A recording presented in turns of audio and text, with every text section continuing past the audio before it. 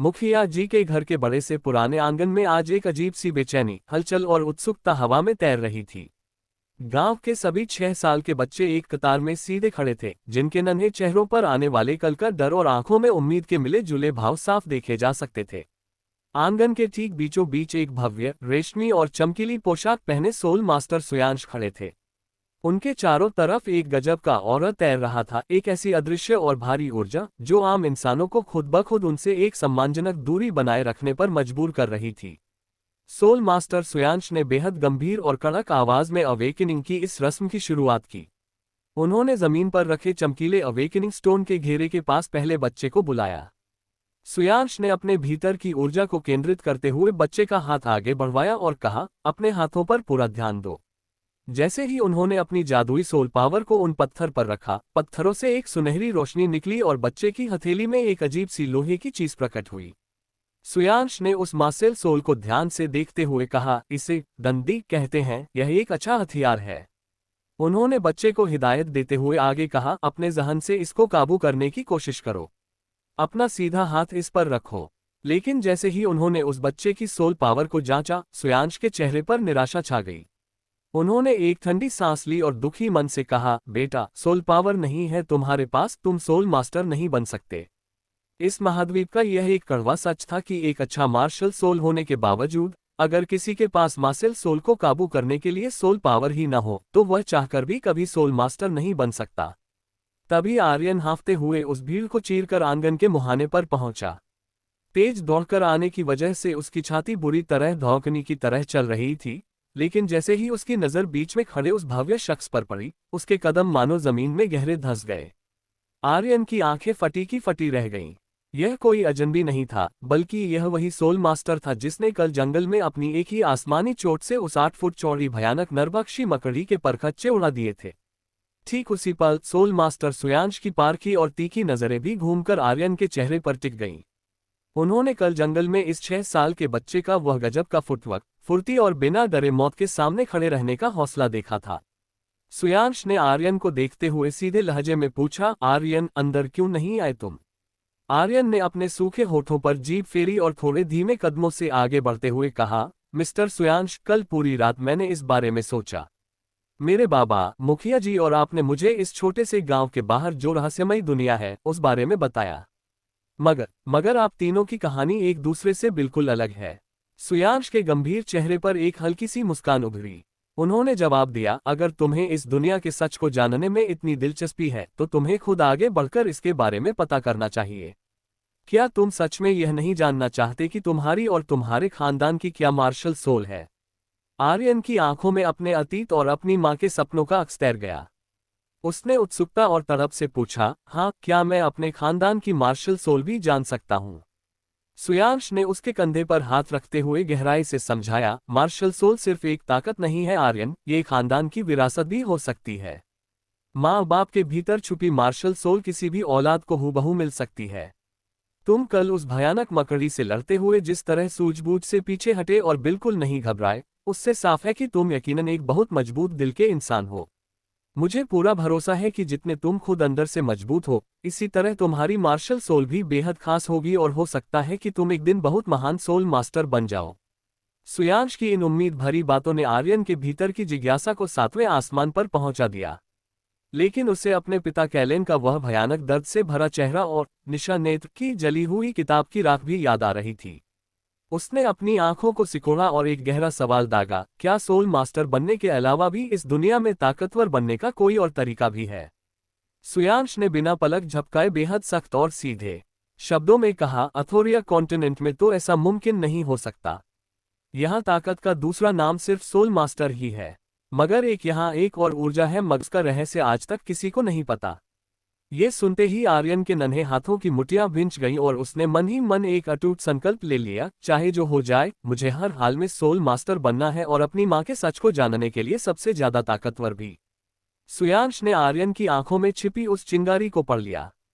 उन्होंने आगे बढ़कर चमकीले अवेकनिंग स्टोन के घेरे की तरफ इशारा किया और दृढ़ आवाज में कहा, अपना सीधा हाथ आगे बढ़ाओ। आर्यन जैसे ही उस घेरे के बीच खड़ा हुआ, उसकी अवेकनिंग की रस्म शुरू हो गई। सुयांश ने अपनी पूरी आंतरिक ऊर्जा को उन पत्थरों में झोंक दिया। देखते ही देखते उन प्राचीन पत्थरों से एक दिव्य बर्फीली और नीली रोशनी फूट पड़ी। वह रोशनी सीधे आर्यन के शरीर से टकराए। पल भर के लिए आर्यन को लगा कि उसके खून में कल जंगल वाली वही ठंडी और खौफनाक ऊर्जा दोबारा उबलने लगी है। उसके जेहन में छपे निशा नेत्र के प्राचीन अक्षर जैसे जागने लगे थे। लेकिन तभी अचानक एक अजीब सा मोड़ आया। उस गहरे दबाव के बीच आर्यन के सीधे हाथ की हथेली से एक अत्यंत कोमल रोशनी निकली और सारी भारी ऊर्जा को सोखते हुए वहां एक बेहद साधारण कमजोर सा नीला जादुई पौधा लहराने लगा। आंगन में सन्नाटा पसर गया। सोल मास्टर सुयांश उसे देखकर गहरे सदमे और निराशा में डूब गए। उन्होंने बेहद अफसोस के साथ अपना सिर हिलाया और कहा, ये तो एक बिल्कुल बेकार ताकत है। ना ही यह पौधा किसी पर हमला कर सकता है और ना ही ये तुम्हारा बचाव कर सकता है। आर्यन ने अचरज और बेबसी से अपनी छोटी सी हथेली में लहराते हुए उस नीले पौधे को देखा। क्या उसके भीतर का सारा तूफान सिर्फ इस एक घास के लिए था? उसने लड़खड़ाती आवाज में पूछा, मुझे बताएं मिस्टर सुयांश, क्या सच में यही मेरी मार्शल सोल है? सुयांश ने अपनी भारी और सपाट आवाज में कड़वा सच बयां किया, हाँ आर्यन, यह नीली घास इस पूरे महाद्वीप की सबसे बेकार मार्शल सोल मानी जाती है। इतनी कमजोर मार्शल सोल वाला इंसान चाहकर भी कभी एक सोल मास्टर नहीं बन सकता, क्योंकि इस ताकत के साथ ना ही तुम किसी पर हमला कर सकते हो, ना अपना बचाव कर सकते हो और ना ही युद्ध में किसी की मदद कर सकते हो। ये सिर्फ एक साधारण घास है। आर्यन का दिल जैसे सीने में ही बैठ गया। उसके सारे सपने, उसकी माँ की वह सुरीली आवाज, सब धुंधली होने लगी। उसने उदास और रुआसी आंखों से सुयांश की तरफ देखा और पूछा, तो क्या मैं कभी भी ताकतवर नहीं बन सकता? सुयांश को उस बच्चे की कल की फुर्ती याद थी, इसलिए उनका दिल पूरी तरह इस बच्चे को खारिज नहीं कर पा रहा था। उन्होंने उम्मीद की एक आखिरी और अंतिम किरण जगाते हुए कहा, निराश मत हो बालक, हम अभी इस नीली घास को आजमा लेते हैं कि तुम्हारे भीतर की जन्मजात सोल पावर कितनी ताकतवर है। कभी कभी चमत्कार भी होते हैं। तभी पास खड़े गांव के मुखिया जी ने, जो बड़ी उम्मीद से ये सब देख रहे थे, दुखी मन से बीच में टोकते हुए कहा, क्षमा करे सोल मास्टर साहब, इस नीले जादुई पौधे जैसी बेकार मार्शल सोल के साथ किसी के पास ताकतवर सोल पावर होना बिल्कुल बेमानी और असंभव है। इस बच्चे की किस्मत खराब है। सुयांश ने नीली रोशनी से चमकते हुए उस मापने वाले पत्थर को अपने हाथ में लिया और मुखिया जी की बात का समर्थन करते हुए कहा, हाँ जानता हूं मैं कि ऐसा होना नामुमकिन है, लेकिन फिर भी आर्यन, हाथ रखो अपना इस पर। आर्यन ने एक गहरी सांस ली। अपने भाग्य को कोसने के बजाय उसने अपनी कांपती हुई हथेली को आगे बढ़ाया और अपनी किस्मत का फैसला करने के लिए उस जादुई पत्थर पर टिका दिया। जैसे ही आर्यन ने अपनी कांपती हुई हथेली को आगे बढ़ाया और अपनी किस्मत का फैसला करने के लिए उस ठंडे जादुई पत्थर पर टिकाया, आंगन में एक गहरे सन्नाटे ने अपनी जगह बना ली। शुरुआत के कुछ सेकंड तक वहां कुछ भी नहीं हुआ। पत्थर बिल्कुल शांत और बेजान पड़ा रहा, मानो उसने आर्यन के भीतर छुपी उस कमजोर नीली घास को पूरी तरह खारिज कर दिया हो। ये देखकर पास खड़े मुखिया जी के चेहरे पर एक अफसोस भरी मुस्कान आ गई। उन्होंने अपनी लाठी को थोड़ा और कसकर पकड़ा और बुदबुदाए, मैंने पहले ही कहा था सोल मास्टर साहब, इस बेकार मार्शल सोल के साथ किस्मत का चमकना मुमकिन ही नहीं है। लेकिन मुखिया जी के मुंह से निकले वे शब्द अभी हवा में पूरी तरह घुले भी नहीं थे कि अचानक पूरा नजारा ही बदल गया। आर्यन की बंद आंखों के पीछे छपे डेमन लोटस की बेखौफ और प्राचीन पावर मानो एक साथ चीख पड़े। अचानक आर्यन के सीने के भीतर से नीली और सुनहरी ऊर्जा का एक ऐसा खौफनाक सैलाब उमड़ा, जिसने पल भर में उसकी पूरी रीढ़ की हड्डी को कंपा दिया। वह बेखौफ ऊर्जा उसकी छाती से होती हुई सीधे उसकी दाईं हथेली के रास्ते उस अवेकनिंग स्टोन के भीतर अनियंत्रित होकर घुस गई। ओम! अगले ही पल वह साधारण सा जादुई पत्थर किसी भूखे दानव की तरह आर्यन की ऊर्जा को सोखने लगा। पत्थर के भीतर से एक प्राचीन, तीखी और चीखने जैसी अजीबोगरीब आवाज निकलने लगी। देखते ही देखते जो पत्थर एक सेकंड पहले पूरी तरह बेजान था, वह दोपहर के जलते हुए सूरज की तरह एक बेहद तीखी, नीली और चमकीली रोशनी के साथ ब्लास्ट हुआ। वह रोशनी इतनी तेज और भयानक थी कि पूरे आंगन की दीवारें नीले रंग में रंग गईं। वहां खड़ा हर एक बच्चा डर के मारे पीछे की ओर गिर पड़ा। खुद सोल मास्टर सुयांश को, जो एक शक्तिशाली सोल मास्टर थे, उस अंधा कर देने वाले प्रकाश के प्रभाव से अपनी आंखें बंद करने पर मजबूर होना पड़ा। उनका गजब का ऑरा उस रोशनी के सामने छोटा पड़ने लगा था। सुयांश ने अपनी हथेलियों को चेहरे के आगे अड़ाया और पूरी ताकत से अपनी आंखें फाड़कर उस चमकते हुए पत्थर को देखा, जो अब आर्यन की हथेली के नीचे थर-थर कांप रहा था। सुयांश का पूरा शरीर डर और अचंभे के मारे सुन्न हो चुका था। उनके माथे पर पसीने की बूंदें उभर आईं और उनका गला सूख गया। वह अपनी पूरी सुध बुध खोकर पागलों की तरह चीख उठे, ये नामुमकिन है। ये तो innate full soul power, innately full soul power है। सुयांश की वह चीख सुनकर मुखिया जी के हाथ से उनकी लाठी छूटकर जमीन पर गिर गई।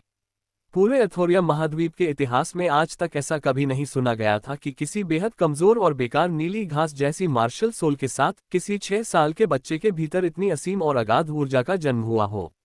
यह एक ऐसा असंभव चमत्कार था जिसने प्रकृति के नियमों को ही चुनौती दे दी थी। जब सुयांश उस अविश्वसनीय चमत्कार के प्रभाव में डूबे हुए थे और मुखिया जी अचंभे से अपनी गिरी हुई लाठी को देख रहे थे, ठीक उसी पल आंगन के उस शोर और चर्चा के बीच आर्यन के साथ कुछ और भी घटित हो रहा था। एक ऐसा खौफनाक बदलाव जिससे वहां मौजूद हर कोई पूरी तरह अनजान था। जैसे ही आर्यन ने सुयांश से अपने बाबा का जिक्र किया, अचानक उसे अपने बाएं हाथ में एक असहनीय, नसें फाड़ देने वाला भारीपन महसूस हुआ। उसकी बाईं कलाई से लेकर उंगलियों के पोरों तक एक भयानक, तड़पा देने वाली बेचैनी दौड़ गई। उसे ऐसा लगा मानो कोई बेहद विशाल और वजनी चीज उसकी छोटी सी हथेली को नीचे की ओर खींच रही हो। आर्यन ने अपनी सांसें रोकी।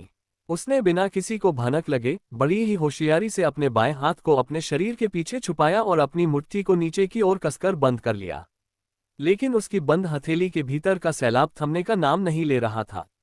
उसकी बाईं हथेली के ठीक बीचों बीच चुपके से मांस और हड्डियों को कँपाती हुई एक दिव्य आकृति उभरने लगी। वह एक बहुत ही छोटा लेकिन अविश्वसनीय रूप से भारी और प्राचीन लोहे का हथौड़ा था। उस हथौड़े की सतह पर अजीबोगरीब नीली काली लकीरें चमक रही थीं, जिससे वैसी ही ठंडी, हिंसक और डरावनी ऊर्जा रिस रही थी। आर्यन का दिमाग बिजली की रफ्तार से दौड़ा।